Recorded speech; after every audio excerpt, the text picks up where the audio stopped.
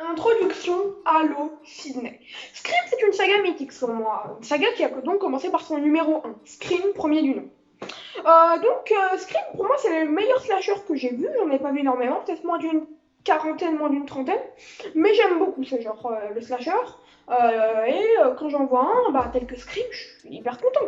Scream, d'ailleurs, qui est le premier film de genre que j'ai vu de ma vie. Enfin, vu.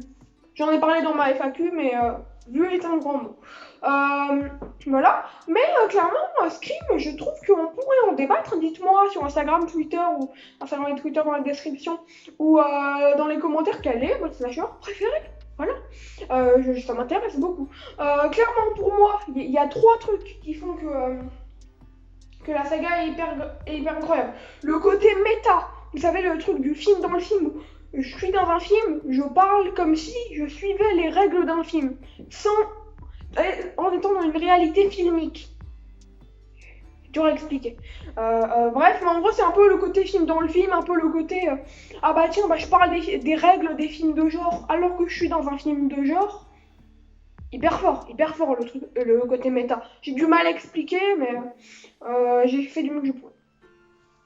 Les personnages, Gale, Dewey, Sidney Prescott, bien entendu, qui pour moi est le meilleur, peut-être un des 5 meilleurs personnages du cinéma, genre peut-être pas la meilleure. Il y a quand même eu Dani, il y a quand même eu Maria, de Midsommar et Lamb, qui est clairement, j'ai adoré. Mais je veux dire niveau personnage qui dure dans le temps, c'est-à-dire sur au moins 2 opus, Sidney Prescott, elle s'est fait une place. Même pour moi, mieux que Laurie Strode de Halloween. Après qu'avons-nous déjà, l'histoire, toujours solide scénaristiquement, horrifiquement parlant aussi. Voilà le troisième point, l'horrifique et scénaristique. Cela suivra donc dans Scream 2, un opus extraordinaire qui appuiera tout ce qu'a créé Scream 1, premier du nom.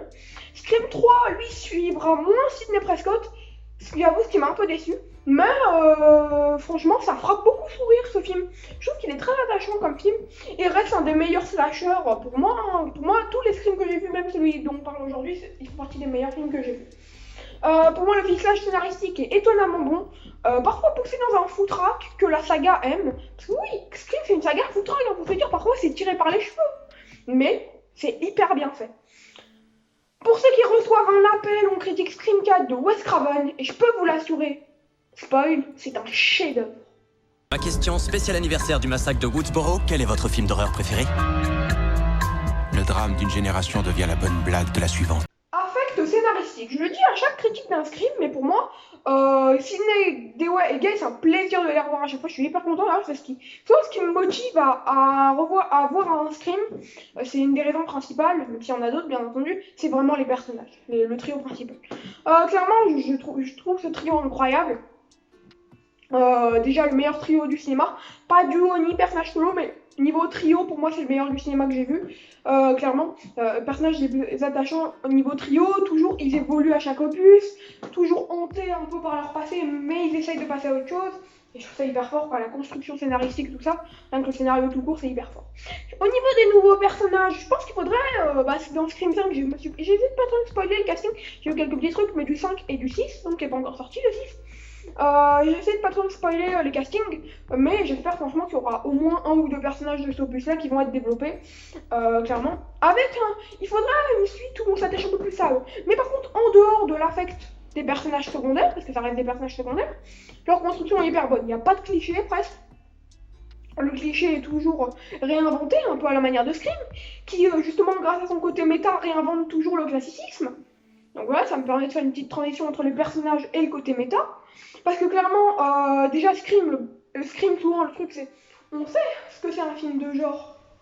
Scream 1 pour démontrer le film de genre. Scream 2 pour montrer la suite d'un film de genre. Scream 3 pour montrer la fin d'une trilogie de genre.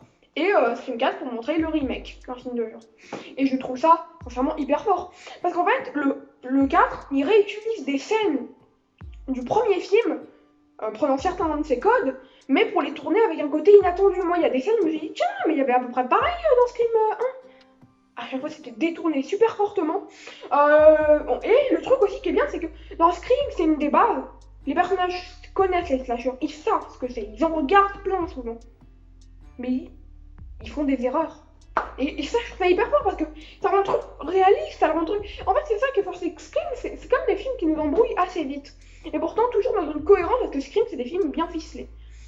Clairement, moi je trouve ça bien. Et déjà, la scène d'introduction, j'ai oublié de vous en parler, j'ai failli zapper. Mais la scène d'introduction, clairement, pour moi, c'est incroyable parce que c'est le film dans le film, le film dans le film, et tu sais pas quand ça va s'arrêter. Super fort. Bah, je vous propose de passer au second point de la vidéo. Sidney Prescott a choisi de revenir dans sa ville natale. Enfin de retour, Sidney. Prête pour le grand show? Récit divertissant et horrifique. Dans le premier point de la critique, je vous parlais plus du côté complexe de Scream 4. Je vous propose de passer au côté divertissant. Pour commencer, l'une des grandes forces de la saga Scream, c'est sa tension. Il est sous tension pendant 3 volets, avec des trucs similaires pourtant. C'est à peu près, c'est pas du tout la même histoire à chaque fois. Mais il y a quand même des points qui se rapprochent. Et le quatrième n'échappera pas à cette règle-là.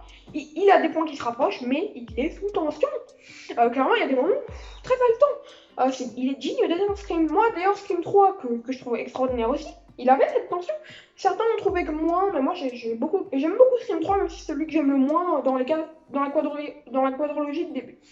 Cette tension qui s'installe dans Scream 4 permet de tenir en haleine chacun des spectateurs qui seront divertis, normalement. On peut voir, vous pouvez me dire sur YouTube, Twitter ou Instagram ce que vous en pensez. Je suis sûre qu'il y en a qui n'aiment pas Scream, ça peut arriver. Il y a aussi un très bon travail sur l'humour que j'ai trouvé ni trop peu ni trop, vraiment appréciable et qui arrachera souvent des rires. Moi j'ai dû rire presque une dizaine de fois pendant le film. Je crois que c'est le Scream qui m'a fait le plus rire. Et pourtant, j'ai jamais abusé ni trop peu. Ça ne m'ennuie jamais l'humour. Au niveau du gore, le long métrage offre des scènes extraordinaires, vraiment c'est fort, j'ai adoré, paraît-il le 5 est encore plus fort là-dedans. Je vous propose de conclure. Je reviens tout de suite. Je sais, c'est surtout la phrase à ne pas dire. Conclusion. Vous l'aurez donc compris, Scream 4, c'est peut-être un film à réflexion, c'est un divertissement, un opus qui plaira à beaucoup de gens, pas à tout le monde, hein, c'est sûr.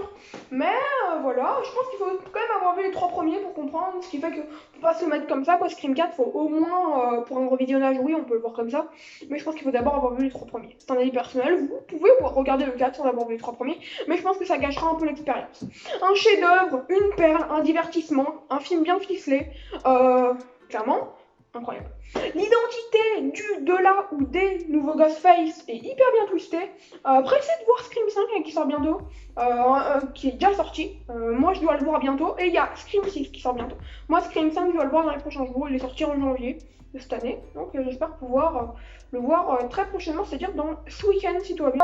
Voilà, ma note sur 20 sera de 14.5 sur 20. Par ailleurs, mon classement des 4 premiers Scream. Voilà. Donc vraiment pour moi, Scream 4 c'est extraordinaire comme film. Alors mon Scream préféré Scream, le premier du nom, Scream 2 ensuite, Scream 4 en troisième et Scream 3 en quatrième. Voilà. Les films que je vais voir prochainement. Alors je vais voir le film Unhuman, un film Blumhouse. Il y a un assez mauvais accent, je suis désolée. Je vais voir le film Blumhouse là la semaine prochaine. Et je vais voir Nitram aussi. Voilà, 2 petits films que je vais voir la semaine prochaine. Bah ciao, c'est Marthe Omega, professeur de dommage pour son nom.